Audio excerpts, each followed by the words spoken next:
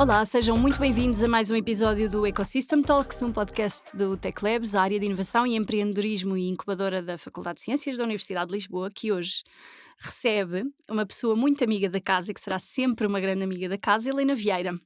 Obrigada, primeiro que tudo, por estares aqui. Ainda agora falávamos do teu trânsito insano atual entre Lisboa e Aveiro, mas já lá vamos, e por isso mesmo, e porque sei que tens sempre uma vida muito dividida entre muitas coisas, obrigada por teres tirado o tempo para estares aqui hoje connosco.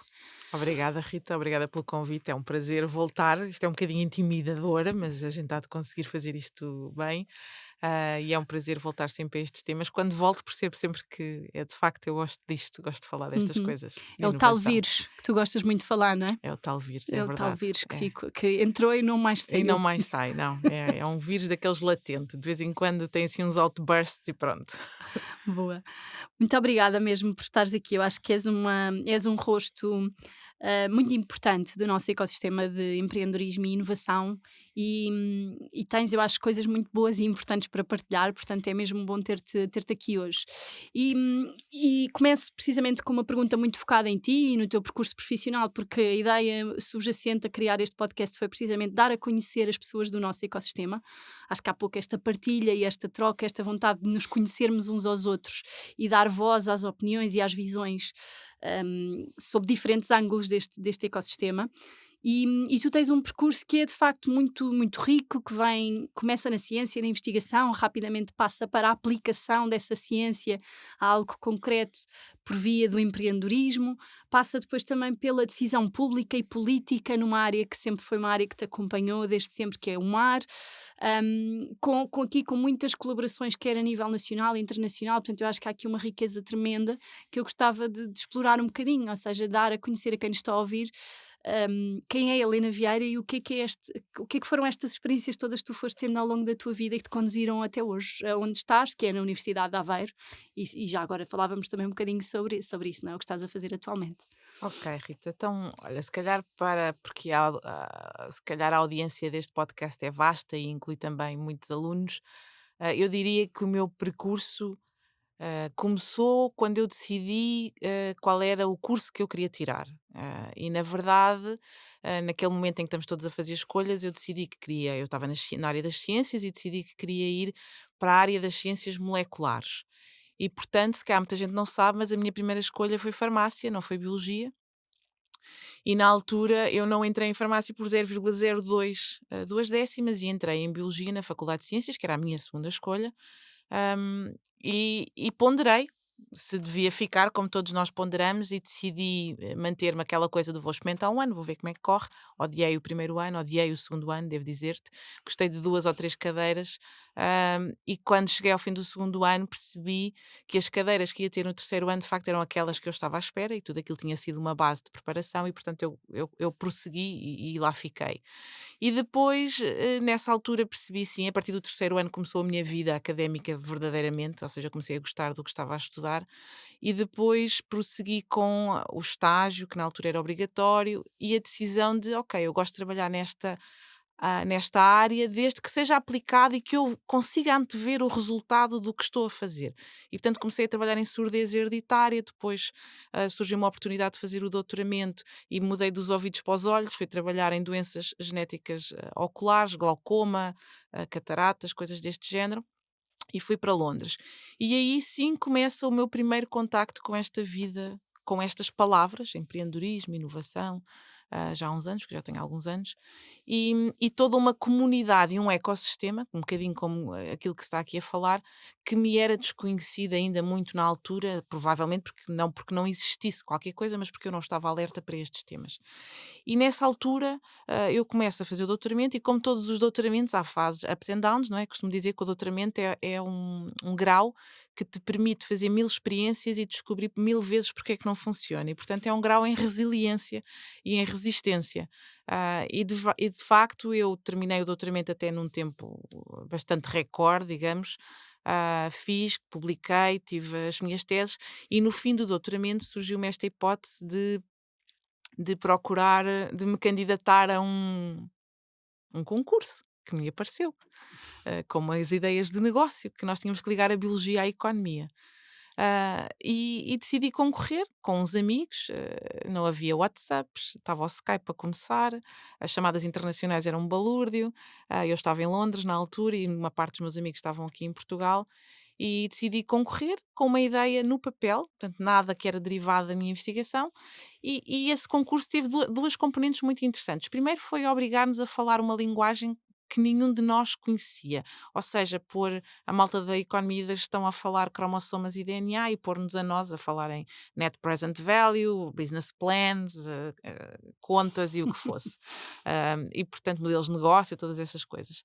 E depois teve uma segunda componente que foi muito interessante, que tinha uma componente formativa para quem fosse pré-selecionado, tinha uma componente formativa de 2 semanas, hum, sobre todos estes temas que rondam a inovação e o empreendedorismo. E isso para mim foi eye-opening, ou seja, foi um alerta enorme para esta área.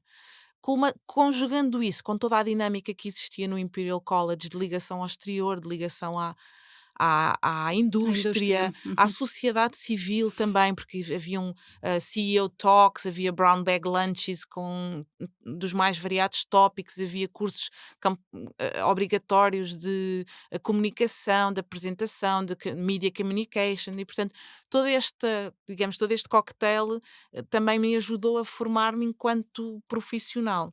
E no fim do PhD decidi que eu gostava muito disto, nós até ganhámos esse concurso, depois concorremos a um outro no próprio Imperial College, que também ganhámos.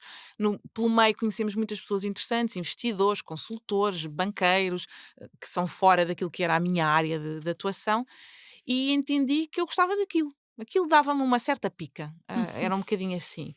E quando acabei o doutoramento, decidi que queria voltar, que tinha que me focar em começar a construir a minha própria vida pessoal também, e portanto decidi voltar. E rapidamente estas ideias destes concursos continuaram a rolar, porque as coisas depois às vezes a gente planta a semente e a coisa continua a rolar, e elas continuaram a rolar, e nós tivemos a primeira reunião com um dos primeiros investidores de capital de risco em Portugal, que decidiu apostar em nós, e assim surgiu a primeira empresa. Foram 13 anos de uma startup que fez muito pelo ecossistema da biotecnologia em Portugal e na Europa. Foram 13 anos de uma curva de aprendizagem ups and downs, porque não é uma linha reta, não é? Tudo isto. Foi o MBA da vida, como eu costumo dizer. Pelo meio fiz mais formação também na área da gestão, porque acho que é importante nós percebermos que de facto precisamos de ferramentas para fazer este percurso como deve ser, Uhum. mas a aprendizagem foi muito feita no dia a dia. E pronto, e depois a partir daí surgiu a ligação natural, mantendo a biologia como core, como ferramenta-chave, surgiu a ligação natural ao oceano, porque a nossa empresa trabalhava com coisas do oceano, e a partir daí nunca mais perdi estas três ligações: a inovação, a ciência, a biologia, a biotecnologia e o oceano. O caminho mais recente enverdou por uma componente pública, que não sei se queres entrar já nisso agora ou se Podemos deixamos falar, para. podemos já ir aí, não é? Porque também faz parte deste teu percurso profissional, teres tido a oportunidade de te desenvolveres não só como investigadora nestas áreas, empreendedora com negócios nestas áreas, mas depois teres passado por esse teu know-how e experiência acumulada ao longo desses anos, teres passado por um lado de pensar estratégica e política para esta área do mar em Portugal, por isso se calhar podemos ir já aí também falares um bocadinho sobre o que foi a tua passagem pela DGPM, não é? Claro. Portanto, isto são para as pessoas terem uma noção do tempo que estamos a falar, não é? Eu vou para Londres em 2000, portanto, no ano 2000, estamos no ano 2023. A primeira startup que eu fundei em 2005, ou seja, 5 anos após ter ido para Londres, sendo que os concursos decorreram entre 2002 e 2004, por aí. E, portanto, houve ali um período de maturação, porque também é importante que as pessoas percebam que isto não é estalar os dedos e as coisas não seguem logo a seguir. E há que entender como é que era o ecossistema nessa altura. E o ecossistema em Portugal estava a florescer, a começar a dar os primeiros passos nas componentes de tecnologias de informação, IT, mas estas componentes de deep science, deep tech, ainda não existia muita coisa, Uhum. muito menos investidores, não é? Pois é Normalmente isso. os investidores vêm depois do ecossistema começar a crescer, e portanto houve aqui muita aprendizagem de todas as partes, não só nossa enquanto empreendedores, mas da própria academia, de como fazer negócio com esta malta que agora quer montar empresas, licenciar, Uhum. a propriedade intelectual. Depois também houve aqui muitas interações até com os próprios administradores e o poder público, quer em Portugal, porque no fundo eles pensam os instrumentos e os mecanismos para nos facilitar e, portanto, havia muito contacto connosco para nos ouvir enquanto stakeholders interessados nisto. Naturalmente seguiu a Europa e a Comissão Europeia, porque normalmente vão a par e passo com nestes desenvolvimentos também, programas de financiamento, estratégias de desenvolvimento de determinadas áreas de tecnologia que lhes fossem interessantes, e portanto essa minha relação foi-se estabelecendo através deste meu caminho de empreendedora. E, e em 2020, portanto, já depois de ter fundado nessa altura 3 startups, de ter uma que foi a BioAlvo, de facto, dos 13 anos dessa empresa, eu depois acabei por sair e ela acabou por fechar por decisão já não da minha parte, mas dos investidores que lá estavam. Depois tive uma outra startup com uma ex-aluna minha, que agora também está no ecossistema e foi um percurso muito giro, e que não podemos dizer que foi mal sucedida, porque não foi. No fundo, nós fizemos um percurso, ganhámos dinheiro, decidimos. Houve uma fase que tivemos de decidir continuamos a crescer ou paramos por aqui, decidimos parar por aqui, e isso também foi uma aprendizagem muito gira. E tenho uma outra startup, neste momento tenho mais 2 empresas que sou sócia e que continuam a crescer e já são mais numa área mais de investimento, de rentabilização financeira, por assim dizer. Uhum. E nesse período, em 2020, surge este convite de atuar, portanto, feito pelo Ministro do Mar atual na altura, o professor Ricardo Serrão Santos, de ser Diretora-Geral de Política do Mar. Eu costumo dizer para as pessoas que não percebem o que isto é Graça Freitas do Mar, como eu costumo dizer. Toda a gente sabe quem é Graça Freitas e, portanto, assim é mais fácil as pessoas perceberem.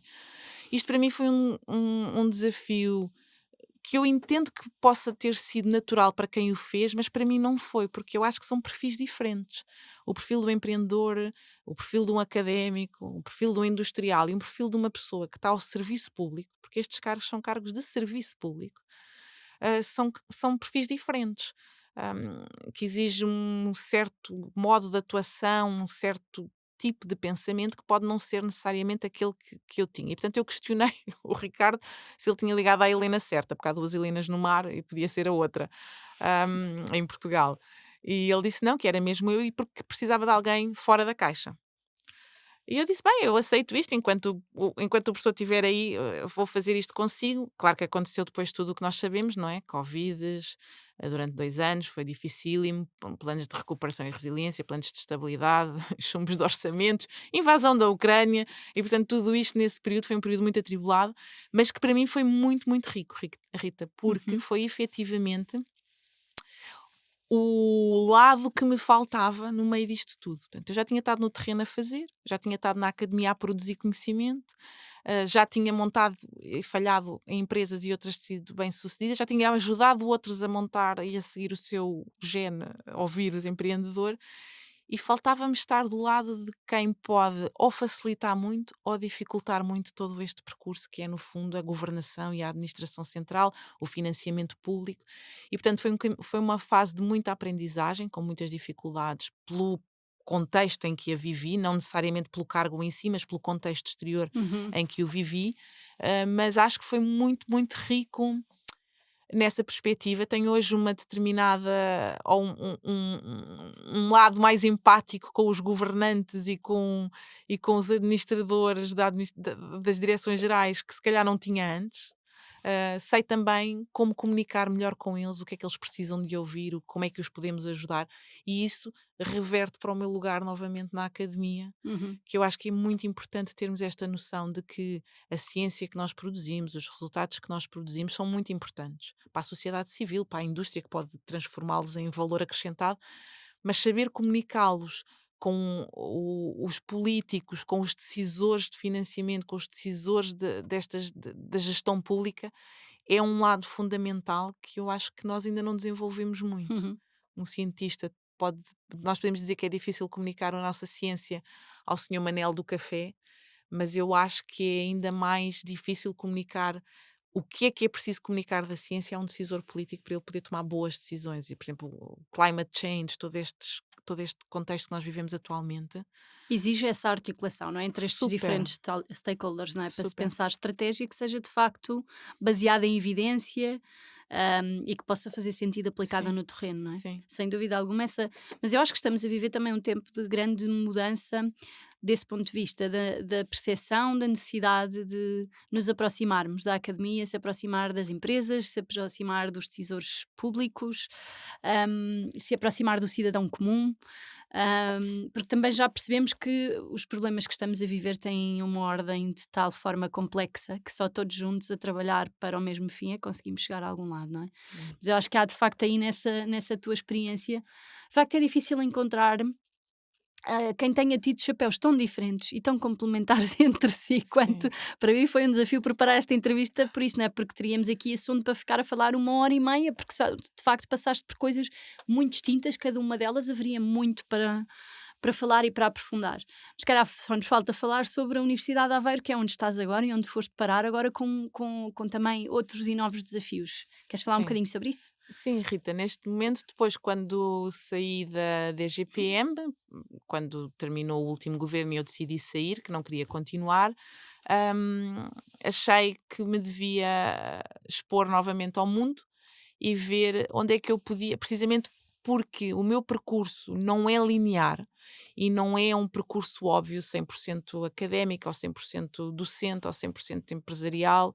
E, portanto, sou alguém que de facto junta estas valências todas e achei, e como já tenho alguma maturidade também, que a minha mais-valia é precisamente essa diversidade no meu percurso. E onde eu posso ser útil é onde eu consiga juntar todas estas valências numa atividade.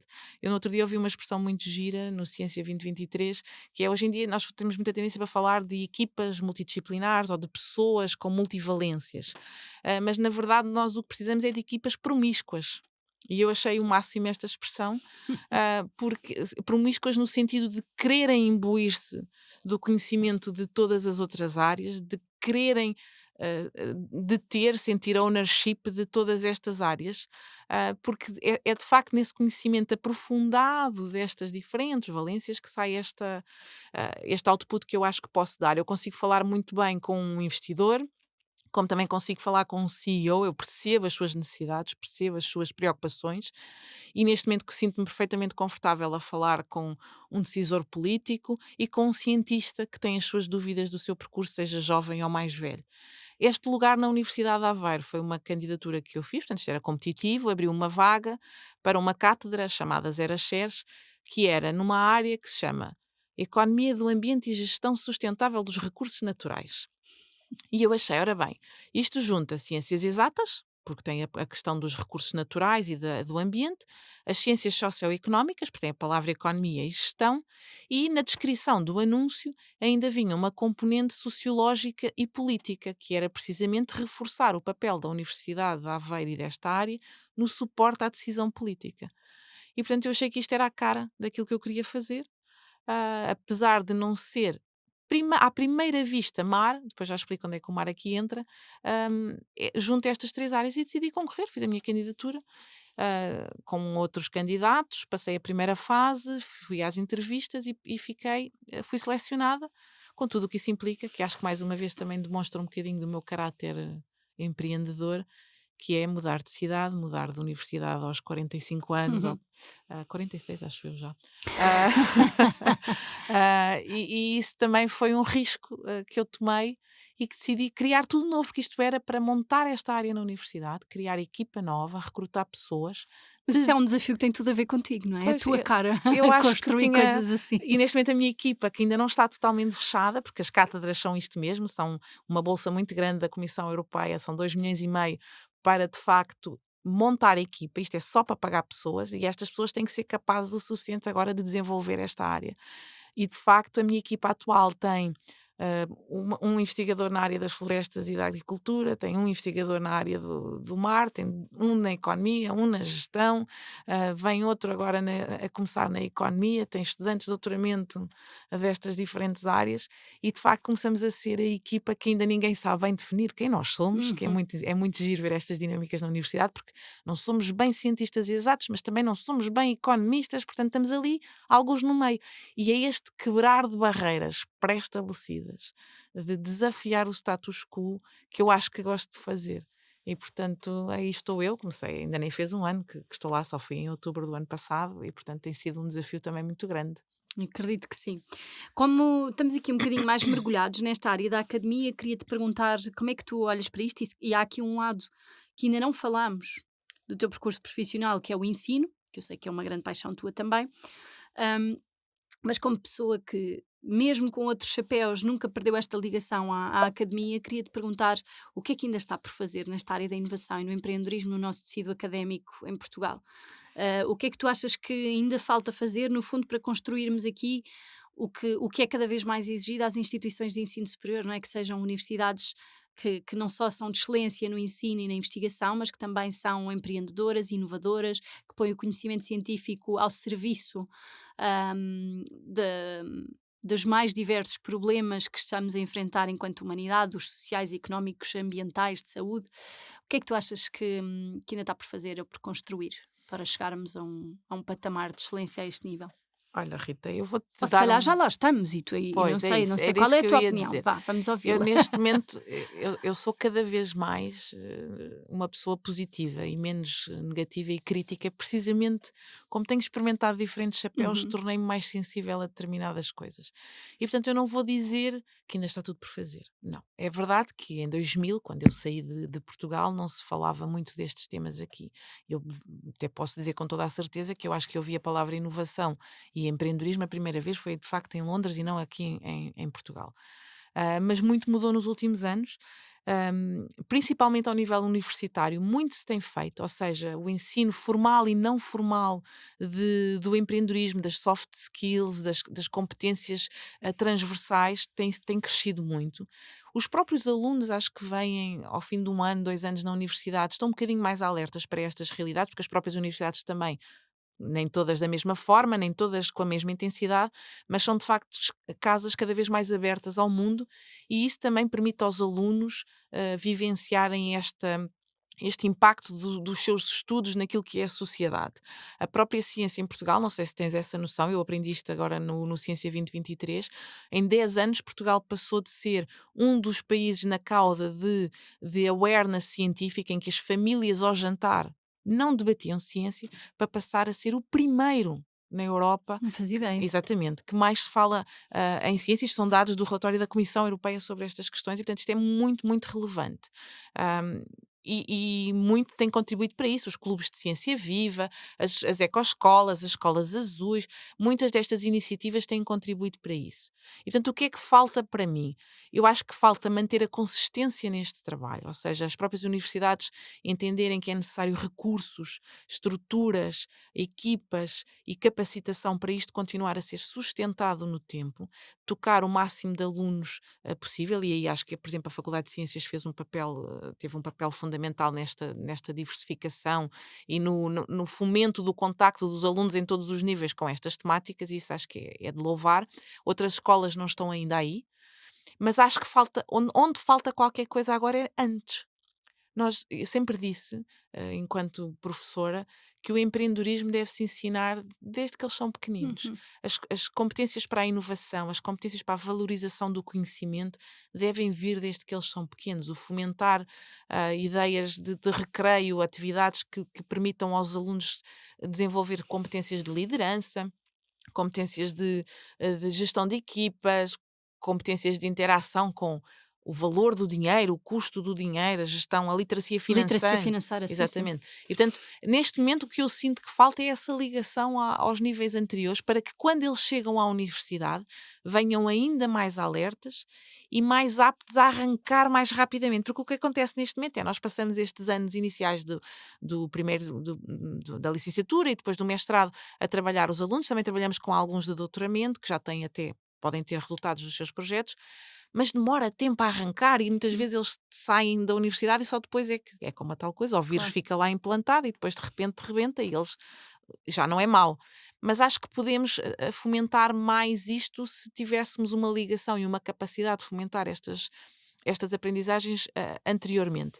O segundo ponto que onde eu acho que nós podemos ainda fazer muito trabalho é na ligação dos conteúdos programáticos das unidades curriculares, que são, digamos, o foco da escola. No caso das ciências, são as ciências, não é? Sei lá, no caso das letras, são as letras, no caso da psicologia, é a psicologia. Mas fazer uma ligação a esses conteúdos e àquilo que nós pretendemos desenvolver enquanto competências de empreendedorismo, intra ou inter, inovação, soft skills, ou seja, haver aqui um trabalho conjunto de utilizar aquele contexto para desenvolver estas competências e não Uhum, ter apenas uma cadeira ou duas cadeiras ou três cadeiras que tocam nelas. Esta visão desintegrada e não promíscua uhum. é talvez aquilo onde eu acho que nós podemos mudar. Portanto, eu já disse três coisas e acho que já chega. Boa, são ótimos insights. Já falámos também sobre isto, eu gostava de fazer se calhar um zoom in. Já falámos sobre a BioAlvo e outras startups que fundaste, mas a verdade é que a BioAlvo surge num momento onde, e já aqui fomos falando sobre isso com alguns dos convidados que foram passando por aqui, que também são desse tempo, em que o Antigos. ecossistema começava a dar os primeiros passinhos. Não, é verdade, não, já houve a palavra também dinossauros, mas não queria ir Exato. por aí. Mas a verdade estava tudo por se construir e nessa altura fundadores de empresas, investidores, decisores públicos construíram o ecossistema em conjunto. Isto foi um processo muito, muito bonito, de se assistir. E eu acho que concordarás comigo que se olharmos para trás não precisamos de olhar muito, 10, 15 anos, vê-se uma diferença abismal. Uhum. Ia-te perguntar o que é que tu, que recordações é que tu guardas desse tempo? Porque acho que deve ter sido uma aventura muito, muito, muito, muito desafiante, criar uma startup quando não havia investimentos, estruturas de apoio, quando não havia uma estratégia agregadora para estas questões a nível nacional. Que memórias é que tu guardas desse tempo e como é que tu vês esta evolução que de repente o ecossistema sofre desde então até à data de hoje? Olha, Rita, guardo. Eu acho que costuma-se dizer, e eu agora, como sou mais velha, não gosto muito de acreditar nisto, mas costuma-se dizer que há um timing na vida para tudo. E de facto, naquele contexto que existia em Portugal, que era um não contexto, era importante nós termos, sermos jovens um bocadinho desconhecedores do que era o percurso, um bocadinho desconhecedores do que era, o que é que nos podia acontecer, porque é essa irreverência que é preciso. E às vezes, eu até, enquanto dava aulas aqui na Faculdade de Ciências, muitas vezes comentava isso com alguns dos meus colegas, que é bom que eles também não saibam tudo, porque se eles souberem tudo, o que pode acontecer, eles desistem de antes de começarem. E portanto, essa certa inconsciência Uhum. que caracteriza a Ignorance is a bliss, exatamente, sometimes. essa certa inconsciência que caracteriza a idade mais jovem ou os jovens adultos faz parte do trigger que é necessário para fazer este percurso. Daí as diferentes fases de contacto com eles e desenvolvimento. E portanto, eu lembro-me dessa fase como sendo uma fase de I'm living a dream, e eu era capaz de mover montanhas e fundos para viver aquele sonho, precisamente porque há esta energia daquela idade, o desconhecimento das consequências, até de algumas decisões que nós podíamos tomar, a crença quase ilimitada de que I can do anything, não é? E portanto eu guardo as imagens que eu tenho dessa altura é de muito crescimento, muitas lágrimas, muitos momentos de questionamento de can I do it? Mas também de, sa- de saber que ajudamos, sem sombra de dúvida, a construir um ecossistema e uma geração de empreendedores, graças a nós, todos, não eu, mas todos aqueles que, os dinossauros, como tu dizes, sei lá, o Pedro Pissarro, o Nuno Arantes de Oliveira, dentro das minhas áreas da biotecnologia, o Vasconcelos, que acho que foi um dos grandes pais do ecossistema empreendedor em Portugal. hum, e, portanto, guardo esta noção de que ajudámos a montar caminho, porque desde o início que nós montávamos as nossas empresas, mas em paralelo fazíamos o give back. Montávamos associações sem fins lucrativos dentro das áreas que eram novas que estávamos a desenvolver, dávamos aulas sobre estes temas que nada existia, não existiam programas formais, não existiam cadeiras, se calhar muitas delas formais, fazíamos cursos de formação, fazíamos non-formal mentorship, não é? De Uhum. tudo isto. Ajudávamos os investidores a pensar nisto. Eu lembro-me de tantas reuniões que nós tínhamos a dizer como é que eu vou explicar biotecnologia a alguém que está habituado a investir em parafusos e porcas. Como é que nós vamos fazer isto? Como é que nós vamos explicar a estes senhores que a ciência tem um ciclo de investimento de se calhar de 8 a 12 anos e quando eles estão habituados a fazer ciclos de investimentos de 2 ou 3 anos? Como é que eu vou explicar a um político que ele tem que pensar, quando eu própria nem sabia falar com eles, não é? Que ele não pode pensar em ciência há 3 anos. Não dá. Uhum. Houve programas que foram criados uns anos mais tarde, depois de 2000 talvez 2010, 11, por aí, que foram fundamentais para o desenvolvimento do ecossistema em Portugal. O CIFID, que ainda hoje existe, mas o Claro. passaporte para o empreendedorismo, aqueles programas do IAPMEI que ajudavam matching funds com os investidores privados. Portanto, houve aqui um conjunto de ferramentas muito bem pensadas na altura que também ajudaram Uhum. a fazer isto. E, portanto, as minhas recordações são de prazer, de amizade, de crescimento pessoal, never regret, não tenho qualquer arrependimento de tudo o que fizemos nessa altura. E acho que mudámos mesmo o panorama da biotecnologia em Portugal no meu caso, da biotecnologia marinha Uhum. em Portugal o panorama até do empreendedorismo científico, diria eu. Uhum. Ah, Só que, tal como o ciclo de investimento são 8 a 12 anos, estas coisas levam o seu Claro, tempo a claro que sim. implementar. E hoje tens muitas empresas. This is a game numbers, é como fazer vendas. A gente tem que saber quantas telefonemas tem que fazer para vender um pacote. Se é preciso 100 para vender um, a gente já sabe que tem que fazer 1000 para vender 10. É típico. E aqui é a mesma coisa, as empresas, e as startups e o empreendedorismo também é um jogo de números. E é preciso fazer investimento, se calhar em 1000, para ter 10 ou 20 que são Que de vão correr facto os unicórnios que extraordinariamente são. bem. Pá, e Claro. nós hoje temos exemplos de empresas fantásticas. Portugal, com a dimensão que tem o dobro dos unicórnios de Espanha, não é? E portanto, alguma coisa estamos a fazer bem, portanto, não é tudo mal. Não, totalmente de acordo. E de facto nota-se uma diferença abismal no que é as estruturas de apoio, o financiamento disponível, a capacidade de aceder a conhecimento e capacitação para já não fazeres isto um bocado como falavas há bocadinho, meio de olhos fechados, tipo, bora-me lá tirar agora deste penhasco e veres no que Exato, é que isto vai exatamente. resultar. Tens Acho que empreendedores muito capacitados hoje em dia, sei lá, pensa na Unbabel, que tem vindo a crescer com merger and acquisitions, quer dizer, eles eram uma startup, eu tive nos Estados Unidos com eles, na altura que o Pedro estava a começar, e portanto, e hoje em dia são um dos nossos grandes unicórnios, sei lá, HealthSword. Há imensos exemplos uhum, de startups giríssimas, cujos empreendedores e fundadores são pessoas extremamente capacitadas hoje, não vêm, se calhar começaram 5 anos depois de nós, mas eles próprios também tiveram um caminho para fazer. Mas o ecossistema, depois isto é como nas relações, timing is a bitch, e portanto às vezes tu tens que aparecer na altura certa, uhum, e daí seres capazes de suster ou não. sem dúvida. Acho que passámos aqui por muita coisa boa e queria fazer agora outro zoom in aqui no mar, porque já falaste um bocadinho sobre a tua passagem pela DGPM, mas podíamos falar também como fundaste a Blue Bio Alliance e como de facto o mar tem sido, ou o oceano, Uhum. tem sido um denominador comum no teu percurso, desde o empreendedorismo à academia, à decisão pública. Um, e eu acho que cada vez mais, e quero acreditar que obviamente também tiveste aí um papel importante, começamos num país com 700 quilómetros de costa a ver o mar como estratégico para o nosso país e para a nossa economia.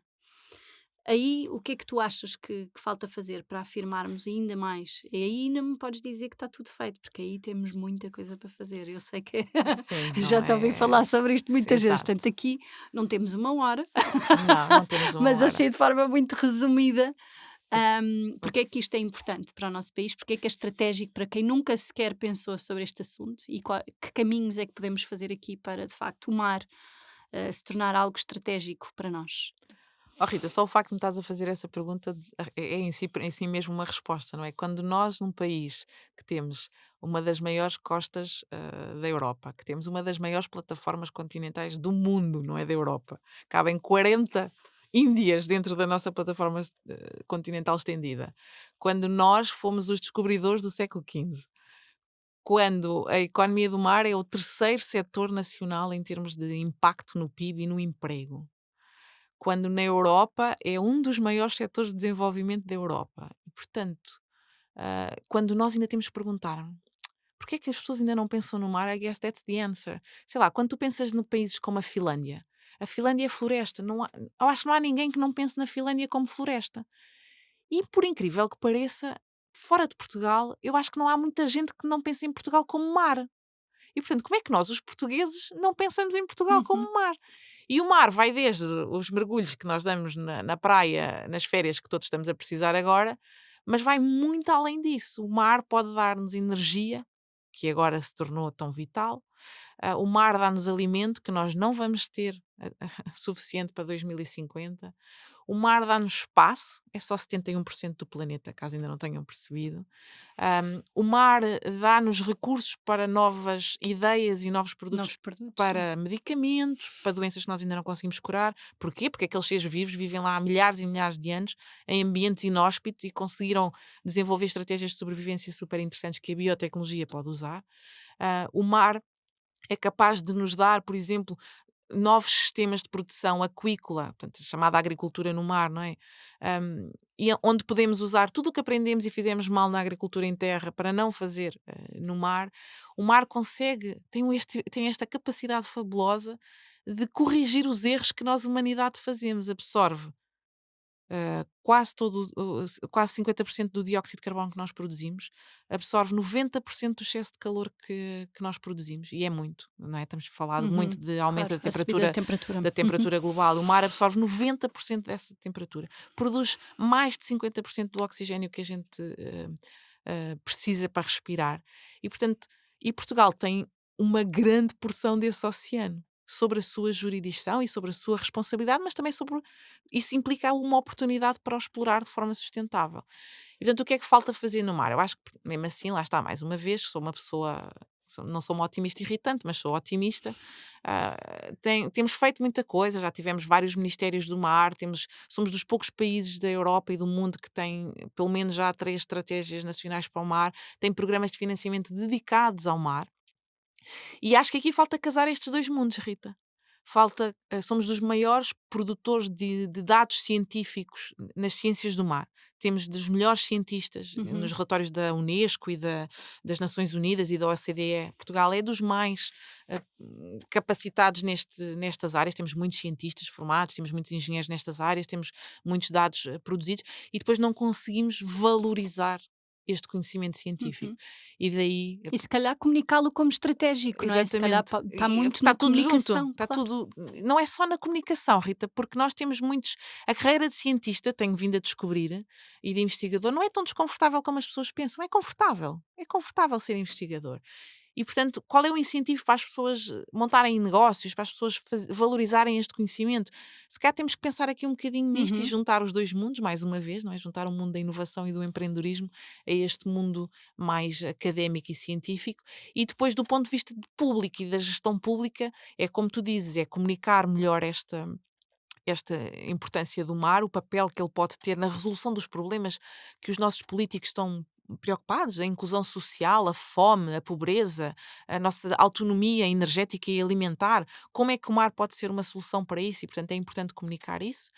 Mas também é importante facilitar e agilizar, tal como fizemos com o ecossistema empreendedor há 20 anos atrás ou há Uhum. 10 anos atrás, facilitar e agilizar este ecossistema azul em Portugal, e acho que se está a dar alguns passos para isso. Quero crer que contribuiu um bocadinho para plantar as primeiras sementes Uhum. nessa área, enquanto Diretora-Geral de Política do Mar, e com os meus colegas todos do Ministério, e vamos ver daqui a 10 anos, espero que Portugal seja bastante diferente nessa perspectiva ecossistémica azul. Uhum.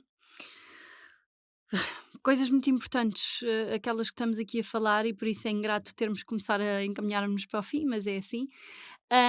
Gostava de terminar aqui com um olhar para o futuro. Já fomos olhando aqui para o futuro, a última pergunta foi precisamente sobre isso, do mar, mas numa perspectiva vindo aqui um bocadinho mais acima, relativamente a este ecossistema de inovação e empreendedorismo em que nos continuamos a mover. O que é que tu achas que deviam ser as preocupações de futuro, o caminho de futuro que, enquanto país, devemos procurar seguir? Ou seja, enquanto país, eu sou muito apologista, e isto acho que depende também. Todos nós temos doutrinas com que nos identificamos mais ou não. Eu sou muito pela autonomia, ou seja, sou uma pessoa que considera que, enquanto nação, nós devemos ser autónomos em áreas-chave: alimentação, energia, são duas áreas essenciais, mas depois também temos que ser capazes de.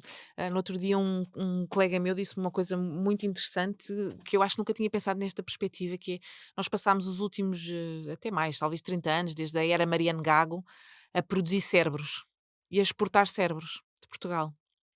E nós temos que reverter esta tendência e nós temos que continuar a produzir cérebros que produzem conhecimento e exportar esse conhecimento. Uhum. E, portanto, por um lado, acho que se eu fosse de top manager do país, estaria preocupada com como é que eu garanto a minha cadeia de valor e a minha autonomia em 2 ou 3 áreas muito chave. Não é? A minha capacidade interna de gerar riqueza, a minha capacidade de ter energia e de ter alimento para a minha população e segurança, não é? Que agora ainda Uhum. mais é evidente. E eu entendo essas preocupações de um ponto de vista macro de país. E por outro lado, há uma componente que é subjacente a isto tudo, que é esta produção de pessoas capazes. As universidades têm um papel fundamental aqui, esta produção de cérebros, mas com um mindset diferente. Nós queremos cérebros para produzir conhecimento, para exportar o conhecimento, para valorizar esse conhecimento e Uhum. não para exportar os cérebros. Nós não podemos continuar a investir. Eu não sei se vocês têm noção. No outro dia alguém fez estas contas. Quanto é que custa formar um investigador? Pronto, assim no meio da carreira, até investigador principal, vá, no meio da Uhum. carreira. É mais de meio milhão de euros, Rita.